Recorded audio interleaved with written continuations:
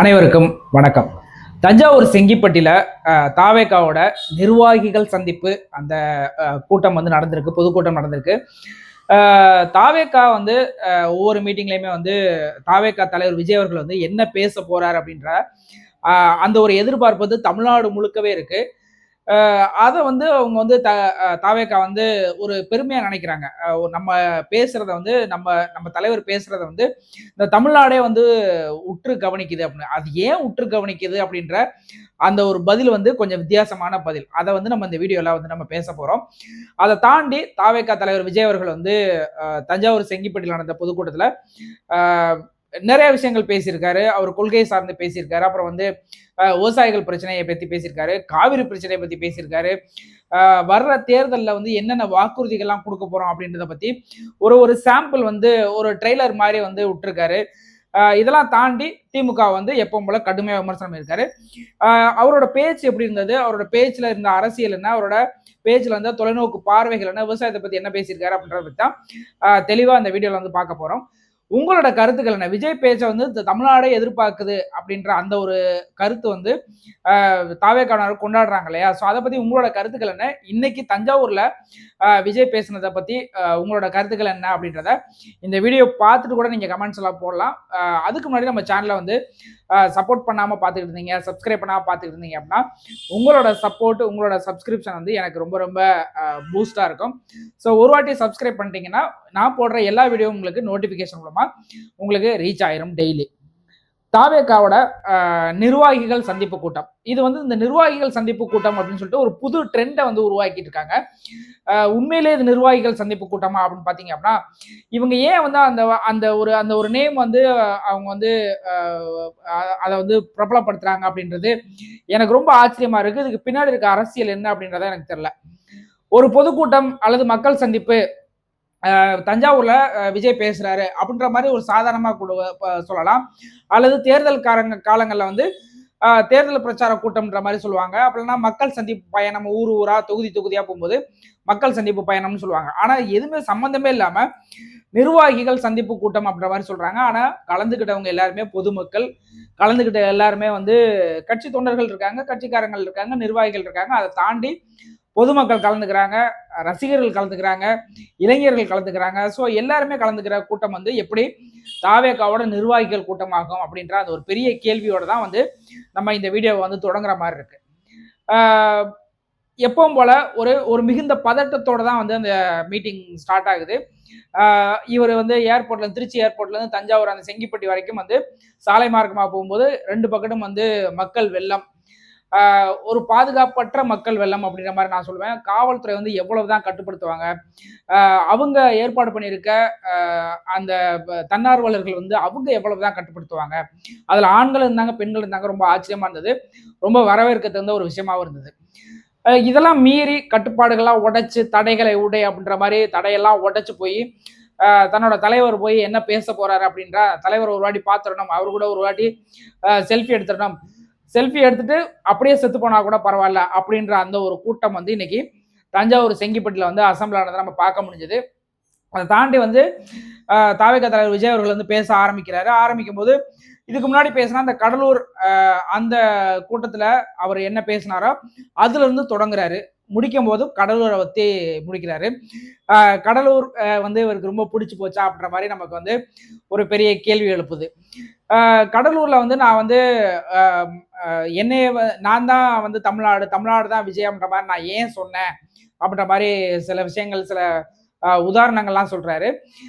அப்புறம் வந்து கடலூர் வந்து எனக்கு ரொம்ப பிடிச்சிச்சு அப்படின்ற மாதிரிலாம் சொல்றாரு. ஸோ அதெல்லாம் பேசிட்டு விவசாயிகள் பத்தி பேசுறாரு, விவசாயிகளோட வாழ்வாதாரத்தை பத்தி பேசுறாரு. அப்புறம் வந்து ஒரு கட்டுரை பார்த்தாராம், கட்டுரை படிச்சாராம். தண்ணி வந்து இன்னும் கொஞ்ச நாள்ல வந்து தண்ணியே இல்லாம போகுது உலகம் முழுக்க. அதுவும் குறிப்பா இந்தியால, அதுவும் குறிப்பா தமிழ்நாட்டுல வந்து இன்னும் கொஞ்ச நாள்ல வந்து தண்ணியே இருக்காது. அதை படிச்ச உடனே எனக்கு வந்து பகீர்ந்துருச்சு அப்படின்ற மாதிரிலாம் வந்து சொல்லும்போது, இதெல்லாம் வந்து திமுகவோட சதிதான் அப்படின்ற மாதிரி இந்த அதாவது இந்த புவி வெப்பமயமாதல், உலகத்துல இருக்க தண்ணீரோட அளவு வந்து நிலத்தடி நீரோட அளவு வந்து குறைஞ்சிக்கிட்டே வர்றது, குடிநீர் ஆதாரங்கள் வந்து செதஞ்சுக்கிட்டு வர்றது, இது எல்லாத்துக்குமே வந்து திமுக மட்டும்தான் பொறுப்பு, திமுக மட்டும்தான் காரணம் அப்படின்ற மாதிரி எப்பவும் போல வந்து திமுக மேல வந்து பழி போடுறாரு.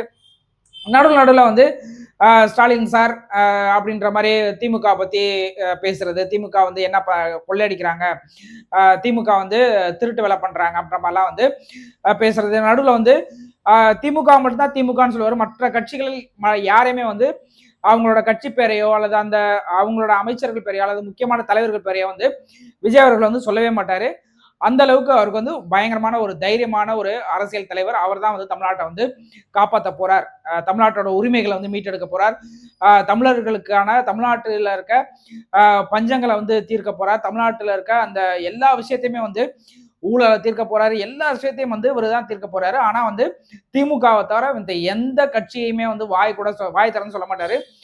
திமுக தலைவர் ஸ்டாலின் அவர்களை தவிர வேற யாரையுமே வந்து எந்த தலைவரையும் பற்றியும் பொதுக்கூட்டங்கள்லயோ வேற எங்கேயுமே பேச மாட்டாரு. பொதுக்கூட்டத்துல அவர் பேசுறாரு, அங்கேயும் பேச மாட்டாரு அப்படின்றதுதான் அவரோட நிலைப்பாடு.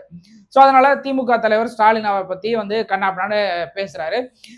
பேசிட்டு வந்து அடுத்து வந்து விவசாயிகளை பத்தி பேசுறாரு. தஞ்சாவூர்னா என்ன தெரியுமா, தஞ்சை மண் வந்து விவசாயத்துக்கு வந்து டெல்டான்னு சொல்லிட்டு நீங்க ஏமாத்திக்கிட்டு இருக்கீங்க அப்படின்னு முதலமைச்சர் வந்து நான் வந்து டெல்டாக்காரன்னு சொல்லுவாரு. எடப்பாடி பழனிசாமி அவர்கள் வந்து நான் ஒரு விவசாயி, நான் பிறப்பிலே விவசாயி அப்படின்ற மாதிரி சொல்லுவாரு. நிறைய கட்சிக்காரர்கள் வந்து நான் வந்து டெல்டாக்காரன், நான் வந்து விவசாய குடும்பத்துல இருந்து வந்தவன் அப்படின்ற மாதிரிலாம் சொல்லுவாங்க. அதை வந்து இவரால் சொல்ல முடியாதுன்றதுனால இந்த மாதிரி டெல்டான்னு சொல்லிட்டு காதுல வந்து டால்டா போடாதீங்க அப்படின்ற மாதிரிலாம் வந்து பஞ்ச் டைலாக்லாம் விட்டு அடுத்த பிறவின்னு ஒன்று இருந்தது அப்படின்னா நான் வந்து ஒரு விவசாய குடும்பத்துல பிறக்கணும் அப்படின்ற மாதிரி சொல்றாரு. வாழ்த்துக்கள். அடுத்த பிறவி அப்படின்ற ஒன்று இருந்ததுன்னா கண்டிப்பா விவசாய குடும்பத்துல பிறங்க.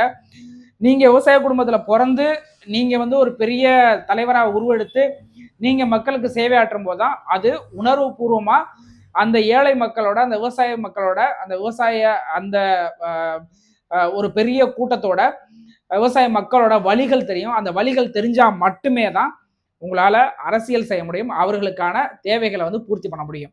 இதுக்கு முன்னாடி இருந்தவங்களாம் ஏன் பண்ணல அப்படின்னு சொல்லிக்கிட்டே இருக்காங்கன்றத நீங்களே சொல்றீங்க இல்லையா, அவங்கெல்லாம் விவசாயிகளுக்கு எதுவுமே பண்ணல அப்படின்னு.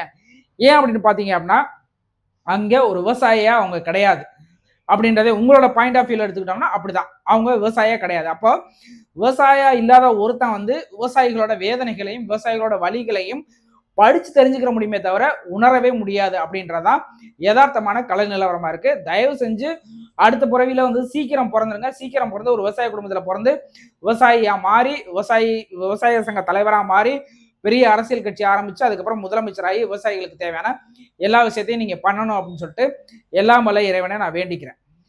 அதற்கு அடுத்தபடியா வந்து தேர்தல் வாக்குறுதிகள் அப்படின்ற மாதிரி நிறைய விஷயங்கள் சொல்றாரு.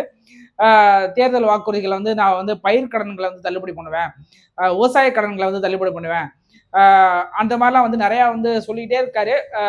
இதெல்லாம் வந்து திமுகவும் அதிமுகவும் ஒவ்வொரு தேர்தலையும் வந்து சொல்றதான், எல்லா கட்சிக்காரங்களும் சொல்றதா. பிஜேபி வந்து மத்திய அரசாங்கத்துல வந்து அவங்களோட தேர்தல் அறிக்கையிலையும் வந்து நாடாளுமன்ற தேர்தலாம் வந்து பிஜேபியோட தேர்தல் அறிக்கையிலையும் அது இருக்கும், காங்கிரஸோட தேர்தல் அறிக்கை இருக்கும், கம்யூனிஸ்டோட தேர்தல் அறிக்கை இருக்கும். தேர்தல் அறிக்கையில வந்து விவசாய கடன் தள்ளுபடி அந்த வார்த்தை வந்து இல்லாத தேர்தல் அறிக்கையை வந்து நீங்க இந்தியாவில் எந்த கட்சியிலுமே பார்க்க முடியாது. ஸோ இந்தியாவில் இருக்க இன்னொரு கட்சியா, தமிழ்நாட்டில் இருக்க இன்னொரு கட்சியா நீங்க மாற வேண்டாம்.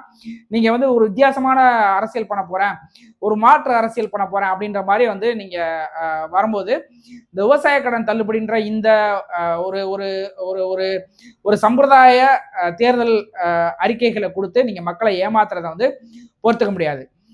சில நேரத்தில் வந்து நீங்க பேசிக்கிட்டே இருக்கும்போது பேசுறது விஜயா அல்லது சீமானா அப்படின்ற மாதிரி ஒரு டவுட் வந்துருச்சு. ஏன் அப்படின்னு பாத்தீங்க அப்படின்னா சீமான் அவர்கள் வந்து பேசும்போது இந்த நீர் மேலாண்மையை பத்தி பேசுவாரு, நீர் ஆதாரங்கள் அழிஞ்சு போறதை பத்தி ரொம்ப டீட்டெயிலா பேசுவாரு, உணர்ச்சி பொங்க பேசுவாரு. அந்த நீர் மேலாண்மையை எப்படி கொண்டு வரணும், அந்த நீர் மேலாண்மையை வந்து எப்படி டெவலப் பண்ணணும், நீர் ஆதாரங்களை வந்து எப்படி பாதுகாக்கணும் அப்படின்ற பத்திலாம் ரொம்ப உணர்ச்சி பூர்வமா ஆதாரபூர்வமா அறிவுபூர்வமா பேசுவாரு அந்த விஷயங்களை மட்டும். அப்புறம் விவசாயத்தை பத்தி பேசுவாரு. விவசாயத்தை பத்தி பேசும்போது கால்நடை வளர்ப்பு, மாடு மேய்க்கிறவங்க எல்லாம் கவர்மெண்ட் வேலை ஆக்கிடுவேன் அப்படின்ற மாதிரிலாம் கூட அந்த ரேஞ்சில் கூட விவசாயத்தை பத்தி பேசுவாரு. மரங்கள் கல் இறக்குவோம் அப்படின்ற மாதிரிலாம் அந்த நிறைய விஷயங்கள் விவசாயத்தை வந்து நீங்க விவசாயி அப்படின்னு சொல்லிட்டு ஒரே சொல்ல வந்து அடக்க முடியாது. விவசாயத்துல வந்து நிறைய ஏகப்பட்ட வேலைகள் இருக்கு, ஏகப்பட்ட துறைகள் இருக்கு. ஸோ அதெல்லாம் சேர்ந்து தான் விவசாயம். ஸோ ஒவ்வொரு துறைக்கும் நீங்க வந்து பேசணும். வெறும் பயிர் கடன் மட்டும் தள்ளுபடி பண்றேன், கூட்டுறவு கடன்களை தள்ளுபடி பண்றேன் அப்படின்ற மாதிரிலாம் வந்து பேசிட்டு நம்ம போக முடியாது. அதை தாண்டி இன்னொரு விஷயம் பேசினாரு. நான் வந்து அமைதியா இருக்கேன்னு சொல்லிட்டு எல்லாரும் வந்து என்னை வந்து ரொம்ப சாதாரணமா நினைச்சிடாதீங்க. எனக்கும் வந்து இந்த காவிரி பிரச்சனையை பத்தி உனக்கு தெரியுமா, முல்லை பெரியாரை பத்தி தெரியுமா அப்படின்ற மாதிரிலாம் என்னை கேள்வி கேட்கிறாங்க. எனக்கு தெரியாதா, நான் வந்து அமைதியா இருக்கேன்னு என்னை சாதாரணமா நினைச்சிடாதீங்க. ஒரு ஒரு தண்ணிக்குள்ள போய் உள்ள போயிட்டு அந்த ஒரு சிஸ்டம்ல உள்ள போயிட்டு அந்த அணையோட ஸ்திரத்தன்மை எப்படி இருக்கும் அப்படின்றத பத்தி கூட தெரிஞ்சுக்கிற அளவுக்கு ஒரு டெக்னாலஜி எல்லாம் இருக்குன்னு எனக்கு தெரியும் அப்படின்றாரு. முல்லை பெரியார் பிரச்சனையும் காவிரி பிரச்சனையும் அணை வந்து எவ்வளவு ஸ்ட்ராங்கா இருக்குன்ற கண்டுபிடிக்கிற பிரச்சனையா? இது கூட தெரியாமல நீங்க வந்து ஒரு அரசியல்வாதியா மாறிட்டீங்க. காவிரி பிரச்சனைகள் வந்து கொழுந்து விட்டு எரிந்த காலம்லாம் இப்ப போயிருச்சு. முல்லை பெரியார் வந்து அது அது போய்கிட்டு இருக்கு. அது என்னைக்கு வந்து திரும்ப வந்து பெரிய லெவல்ல வந்து சூடு பிடிக்கும் அப்படின்றது தெரியாது. ஆனா காவிரி பிரச்சனை தொடர்ந்து இருந்த காலகட்டத்தில எல்லாம் நீங்க எல்லாம் இருந்திருந்தீங்க அப்படின்னா, நீங்க இப்படி பேசிட்டு இருந்தீங்க அப்படின்னா, தமிழ்நாட்டுல ஒருத்தன் வந்து உங்களுக்கு ஓட்டு போட மாட்டான். இன்னைக்கு வந்து உங்களை நம்பி வந்திருக்க கூட்டம், உங்களோட ரசிகர்கள் வந்து காவிரி பிரச்சனைனா என்னன்னே தெரியாது. காவிரினா என்ன? காவிரி பிரச்சனைனா என்ன? காவிரி பிரச்சனைக்கு திமுக என்ன பண்ணாங்க, அதிமுக என்ன பண்ணாங்க? அதாவது இந்த 50 ஆண்டு ஒரு 75 ஆண்டு காலமா இந்த 2 திராவிட கட்சிகளும் என்ன பண்ணாங்க அப்படின்ற அந்த வரலாறுலாம் இருக்கு. 2 பேரும் மாத்தி மாத்தி வந்து நிறைய திட்டங்கள் கொண்டு வந்திருக்காங்க. குடிநீர் திட்டங்கள் கொண்டு வந்திருக்காங்க. விவசாயிகளுக்காக நிறைய பண்ணியிருக்காங்க. 7,000 கோடி விவசாய கடன்களை தள்ளுபடி பண்ண திமுக அரசாங்கம் இருக்கு. ஜெயலலிதா அவர்கள் வந்து நிறைய பண்ணியிருக்காங்க. ஸோ இவங்கெல்லாம் எதுவுமே பண்ணாத மாதிரி நீங்க மட்டும்தான் வந்து தனியா வந்து இதெல்லாம் பண்ற மாதிரி பேசுறதுங்கிறது வந்து உங்களோட அந்த கட்சி தொண்டர்கள் இருக்காங்க இல்லையா, தாவேகா, அப்புறம் வந்து உங்களோட ரசிகர்கள் இருக்காங்க இல்லையா, நீங்க என்ன பேசுறீங்கன்றது கூட அவங்களால உணர்ந்துக்க முடியாது. காவிரி பிரச்சனைனா என்னன்றது தெரியாது.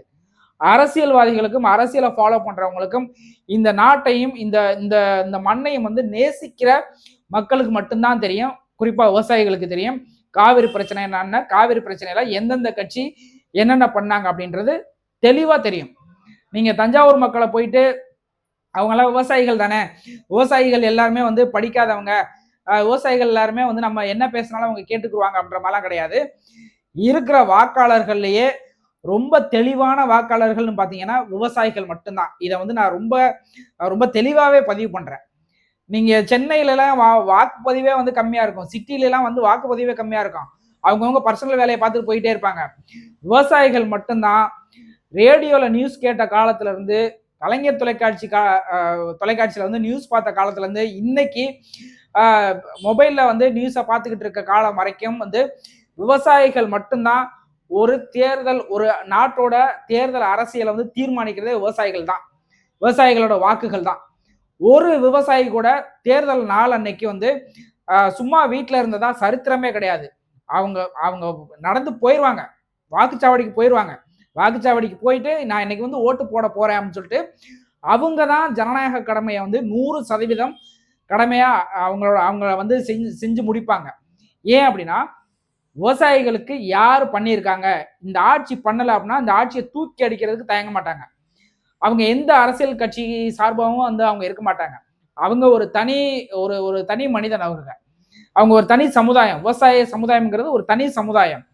அங்க வந்து ஜாதி கிடையாது, மதம் கிடையாது, அரசியல் கிடையாது, கட்சி கிடையாது. ஆனா அரசியலை வந்து தீர்மானிக்கிறது விவசாயிகள் தான். வாக்குகளை 100% பதிவு பண்றது விவசாயிகள் தான்.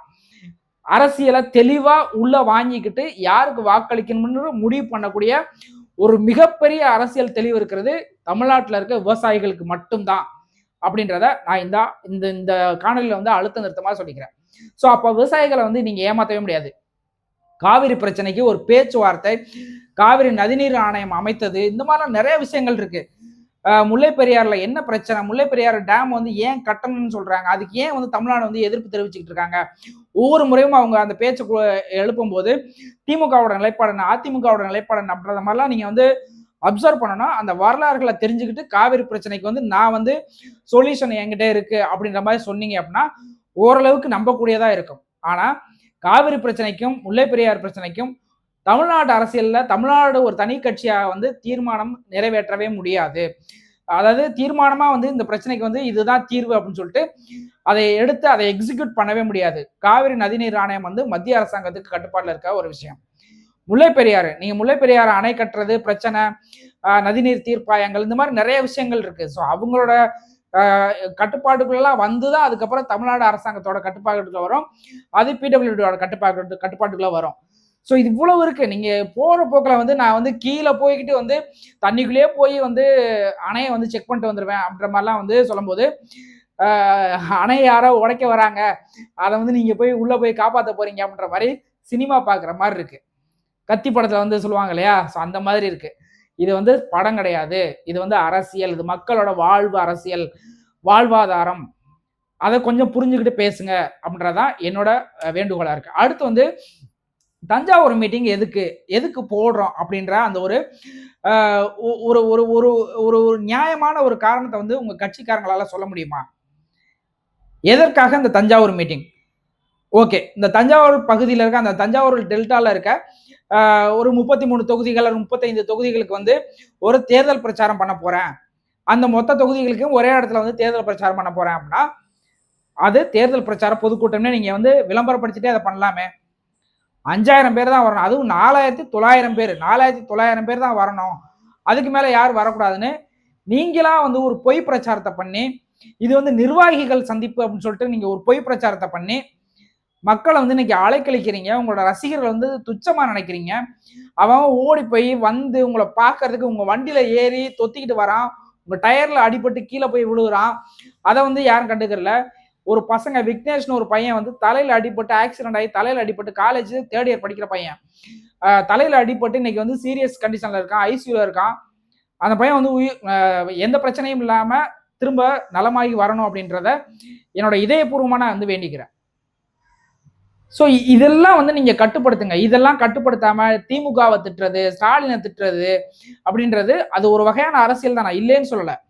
நீங்க ஒரு கட்சியை வந்து ஒரு அரசியல் இயக்கத்தை வந்து விமர்சனம் செய்யணும் தான், அரசாங்கத்தை வந்து ஆளும் கட்சியை வந்து விமர்சனம் செய்யணும் தான், நான் இல்லைன்னு சொல்லல. ஆனா அதை மட்டுமே பண்ணி உங்களை வந்து உங்களோட தொண்டர்களையும் உங்களோட ரசிகர்களையும் வந்து தவறான வழிக்கு வந்து நீங்க கூட்டிட்டு போறீங்க அப்படின்றது உங்களுக்கே தெரியலையா அப்படின்றதான் என்னோட கேள்வியா இருக்கு. இந்த வீடியோ பார்த்துட்டு இருக்க விஜய் ரசிகர்களா இருக்கட்டும், தாவைக்க தொண்டர்களா இருக்கட்டும், அல்லது வந்து விஜய்க்கு சப்போர்ட் பண்ணக்கூடியவங்களா இருக்கட்டும், கொஞ்சம் யோசிச்சு பாருங்க. விஜய் நல்ல அரசியல் பண்ணட்டும், விஜய் வந்து ஒரு தைரியமான ஒரு முடிவுகள் எடுக்கட்டும், விஜய் வந்து ஆளுங்கட்சிக்கு எதிராக வந்து தன்னோட நிலைப்பாடை வந்து கொஞ்சமும் மாத்திக்காம துணிஞ்சு போராடட்டும், ஒரு நல்ல அரசியல் பண்ணட்டும், மக்கள்கிட்ட போய் நிறைய விஷயங்களை வந்து பேசட்டும், மக்களோட குறைகளை கேட்கட்டும், மக்களா வாழட்டும், ஊழலை ஒழிக்கட்டும். ஊழல் ஒழிக்க கூடாதுன்னு யார் வந்து இப்ப வந்து அடம்பிடிச்சுக்கிட்டு இருக்கா, ஊழல்லாம் ஒழிக்க விட மாட்டேன்னு சொல்லிட்டு. ஊழல் ஒழிக்கணும் அப்படின்றதான் என்னைய மாதிரி உங்களை மாதிரி சாமானியனோட வேண்டுகோளே. லஞ்சம் கொடுத்து நம்மளால சமாளிக்கவே முடியல, எங்க போனாலும் லஞ்சம் தான். அப்போ அதை மாத்துறதுக்கு நீங்க என்ன பண்ண போறீங்க அப்படின்ற அந்த ஒரு கேள்வி இருக்கு இல்லையா, அதை மாத்துறதுக்கு நீங்க அரசியலுக்கு வரீங்க அப்படின்னா, ஆட்சி அதிகாரத்துக்கு வரீங்கன்னா நீங்க என்ன பண்ணுவீங்கன்ற அந்த நம்பிக்கை வந்து எனக்கு கொடுக்கணும் இல்லையா. அந்த நம்பிக்கை உங்களோட பேச்சிலையும் உங்களோட நடவடிக்கைகளையும் இருக்கு அப்படின்னா இல்ல. ஸோ அதை இருக்கணும் அப்படின்றதான் என்னோட பார்வையா இருக்கு, என்னோட வேண்டுகோளா இருக்கு.